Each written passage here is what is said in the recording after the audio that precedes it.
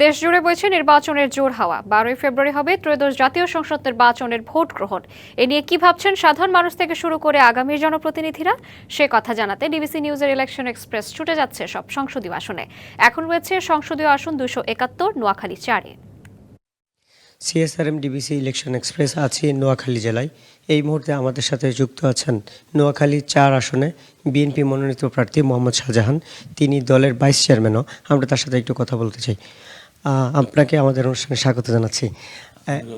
আপনি যে এই আসনে নির্বাচন করছেন, মানে একেবারেই শেষ পর্যায়ে প্রচারণা, কেমন দেখছেন ভোটের মাঠ?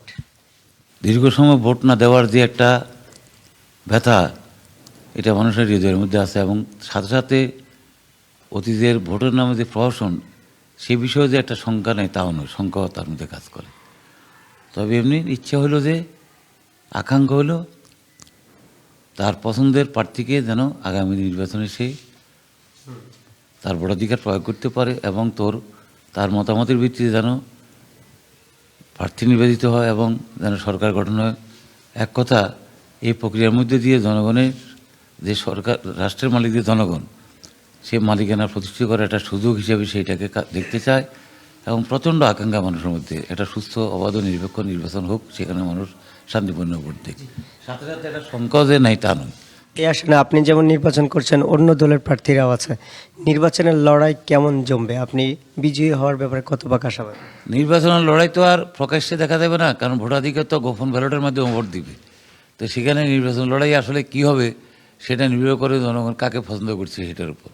আমরা হয়তো বাহ্যিকভাবে মানুষের কথাবার্তা বা একটা মিছিল মিটিংয়ে একটা প্রচারণা, এগুলোতে হয়তো একটা ধারণা করতে পারি। তো আমার নিজের নির্বাচনী এলাকাতে আমি আগেও 4বার সংসদ সদস্য ছিলাম, যখন মানুষের ভোটাধিকার ছিল।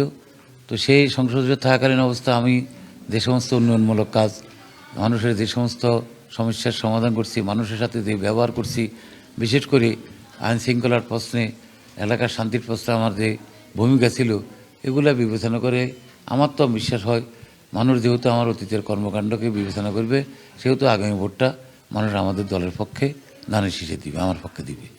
এবার যদি মানুষ আপনাকে দায়িত্ব দেয় ভোটের মাধ্যমে, তাহলে আপনার এই এলাকা নিয়ে বড় কোনো পরিকল্পনা আছে কিনা? না, এলাকা নিয়ে অবশ্যই আমি যখন এলাকার সংসদ যে ছিলাম, এলাকা আমি রাজনীতি করি, এই এলাকা নিয়ে অবশ্যই আমার চিন্তা ভাবনা আছে।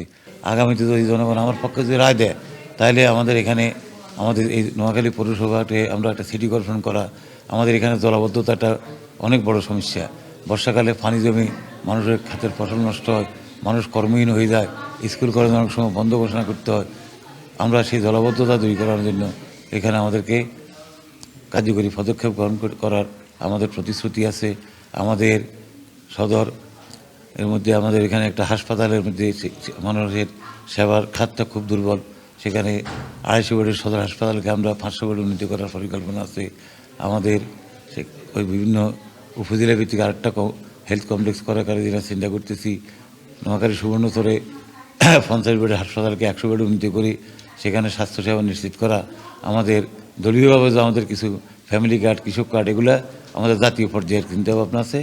এগুলো তো আছে, এগুলোর সাথে সাথে আমরা স্থানীয়ভাবে আমরা মানুষের একদিকে সবচেয়ে বড় প্রাধান্য হলো আমাদের শান্তি প্রতিষ্ঠা করা। এক কথা বলতে গেলে আমরা তো শাসক না বা আমরা নেতাও নই, আমি জনগণের সেবক হইতে চাই। আগেও জনগণের সেবক ছিলাম, আগামীতে নির্বাচিত হলেও জনগণের সেবকে থাকবো, এবং জনগণের সেবক হিসাবে তাদের যে সেবাগুলো তাদের জন্য জরুরি, সেই জরুরি সেবাগুলো তাদেরকে দেওয়াই হলো আমার মূল লক্ষ্য। আমাদের সাথে যুক্ত হওয়ার জন্য আপনাকে অসংখ্য ধন্যবাদ। সিএসআরএম ডিবিসি ইলেকশন এক্সপ্রেস আজ সারাদিন থাকবো এই জেলায়, এবং পরবর্তী সংবাদে নতুন কোনো প্রার্থী নিয়ে আবারও আপনাদের সামনে হাজির হব।